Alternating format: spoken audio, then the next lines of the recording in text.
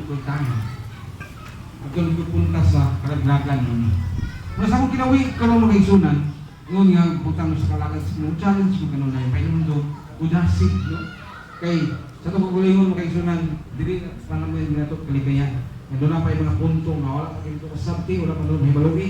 Kasi ang ngayong buhaton ngun nga, manalagat ka sa kung naman mga ginabot kay mistik, ako din ko magpusga kanimo kung na kay mistik ang himo. Ako lang mapagkasig yun nga ayaw na siya dugaya. Ginulusultan niya na o maghimot ang lakang nga mabalik ang imong relationship niya sa tumubuhin na Diyos. No?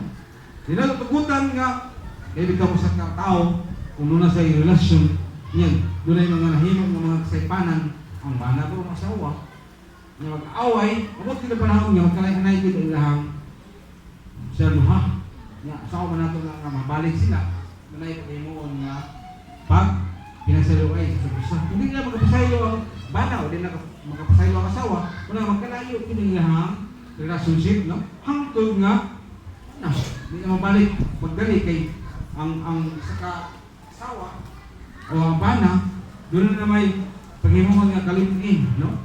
Sayang ipod, no? Nga, ang resulta niya na ngayon bila siya nga wak na'y dili tuwangan sino nga magkaulit na mo kaya naman mga ipang himo ng mga salaod nga supak na sa balaod sa kanyang no? May sa itong kinabi ka ng isunan atong tema common, no? Someday there will be no tomorrow. Kung atong buhaton ang buhat nga dili na mahingon sa Diyos ang mga ginahimo. Kung kaya pa nimo nga sulbaron ang imong mga problema sa personal nimo nga kinabuhi, ang Ginoo andam siyang maminaw, andam siyang magawat, andam siyang hatag kayo pasayloan kung ikaw mahiwa lang ka o panahon yes pag ngay pasaylo sa atong tuwing ng Diyos. Nandito pa nga matod sa uban ko nga ang Diyos na atong ginagaran maluluyon. Sabi apelido kami apelido ng maluluyon din na ang Diyos na atong ginagaran higugmaon. Ang Diyos na atong ginagaran masinabuton. Tama din siya masinabuton. Pero kita na lang atong paningkamutan na kita. Samtang kita may kayunan pa. Kung nakita na ito ang Diyos na higugmaon, kung ang Diyos nakita ito nga siya higugmaon, kung kita na ito ang Diyos na sinabtunon, muna lang ito itong ibutasyon kasi una-una. Kung ano lang mong galing dahil himo ng mga kasaypanan at mga sino, ngayon naman kita o pasayluan niya. No? Aron nga, andam din siya nini muhatag niyo pasayluan. Kinamay mga tao, mingon nga, isa ko mga lagad eh. No? Kung kaya pag ko andam, na magpag-us sa kong tuloy, no?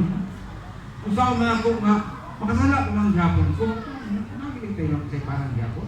O yung kasi yung pagulayon nga, ako kasaypanan, yung pastoran, natin ako, pwede na kayo nga lalong, no? Mga panahon lang mga di ka makahimo, no? Pwede na ako, may ko sa pagulayon nga. Di na kong kabuhat o sala, no? Ang gusto ko sa kinaw, may tawag sa tithes, no? Okay, yung sa pagulayon nga, di ko mo tithes, eh. Tama naman sa kulong sa pusing-kasing, kailangan ng Biblia lagi. No? Kung ngayon kasi kagulingon nga, di ko ka-tights. Yan, so di man nga, hatag tayo kapulo. No? Bato na to ang paghatag sa kapulo. No? Kay mamay na insulti. Isubo sa dalang sulatan. No?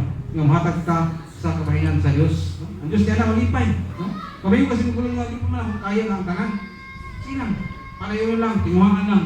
O paniwaa nga mahatag ng Diyos mo ang para sa Ginoo. Yes, di mo. Kaya ang Diyos malipay, ang Diyos mahatag ng panalangin sa mga tao na matirmano sa iyang pulong.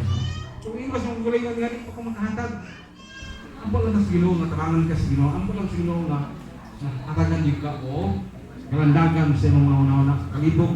Kung kayo may gusto sa Diyos nga hatag na ito ang kabayanan sa Diyos. Sabi ko kasi kung gulay nga, di pa ako pwede pa na hatag ang kang buo, no? Sige lang, panigamuti lang pangayo sa Ginoo tabang kung nga mahatag ninyo ang parahiyas niyo. Kini ang oras sa nagsiunan, matay ka taas kung magiging tani. Kung ako saan yung oras sa ron? O mo, anak kong cellphone, wala man mo. Hapit na lang na sulusi? Ilin puti? Nah, hindi na taman na isunan, no? Kaya, ako din gusto ka nga, ako tao,